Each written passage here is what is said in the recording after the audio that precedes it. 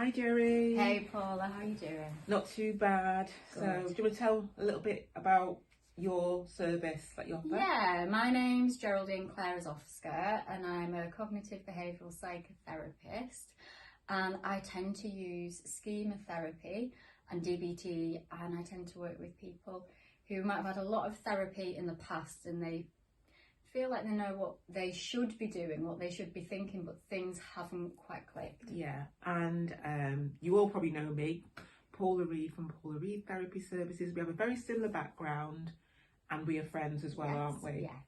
And I'm also a cognitive behavioural psychotherapist. I am trained in schema, use that lots and lots with early childhood experiences and unmet, you feel like your needs haven't been met as a child. I also am trained in a trauma-focused therapy called EMDR. And again, just a bit like Joe really, people tend to come to me when they think, do you know what, I've done so much therapy, I've done all sorts of things and it just hasn't worked. So that's me and you. So yeah. I introduced the topic for today. Yeah, you introduced Yeah, so Jerry and we go way back and we have a real great passion for therapy, and I hope it comes across in this video.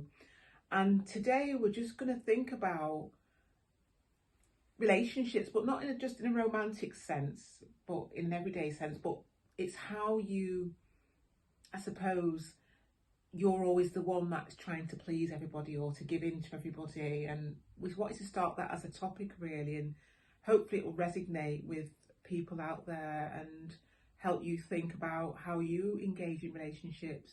I mean, do you have many clients, Jerry, who do you come across that theme? Yeah, I come across the theme of people trying to please, using that popular term, people pleasing, people self-sacrificing, or finding it really difficult to put their own needs first as a priority, and also feeling, pretty much like quite hopeless that their needs are even important.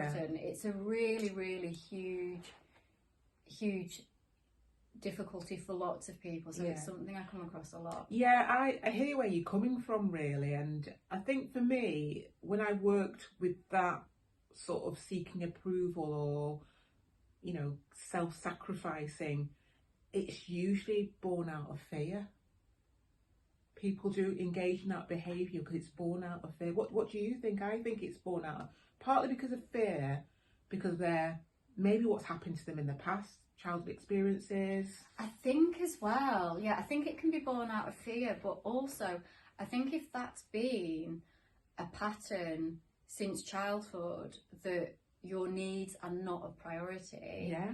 If your caregivers had a high level of need themselves, or if you had siblings, had a high level of need, then it almost just feels like second nature. It's such almost a broad like topic. It's almost like it becomes part of their internal world and their being, doesn't it? Yeah, it's almost like walking. Yeah. Oh, I need to do this. It becomes part of your DNA. Yeah. You do things for other people, and it can look very different for different people. So for some people it can almost be like, no, I need to do this for other people. I love helping other people.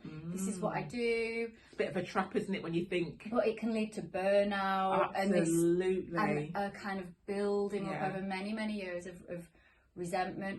For some people, it's almost like more like a quiet despair. I know I have needs. I know I do things for other people, but I just feel helpless to do anything else. I have to resign to the fact that it's this almost is how like a cycle, a trap that they just like. Can you imagine on the treadmill? You're on the treadmill, it's become just broken, and you just can't get off it.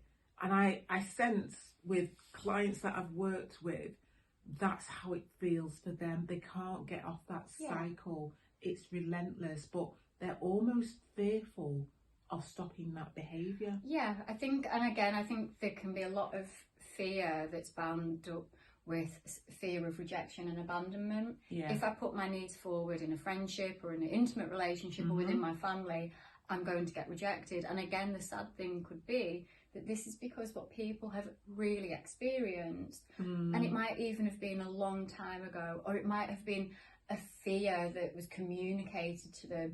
You know, if you're not a good girl, mummy could get ill again. Yeah. If you're a bad boy, you know, dad could leave. Yeah. Or, you know, they might have had a message that because of something they did, something went very, very wrong. And that can be communicated quite overtly, or it can be even communicated very, very subtly through disapproving glances. And the thing I think as well is, again, why it's such a broad topic, is because the way it affects our own relational patterns. Do we avoid relationships?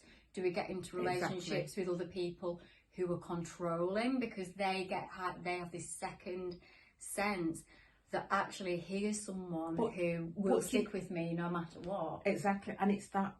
And I said in the beginning, it's about that fear. You almost think when you ingratiate that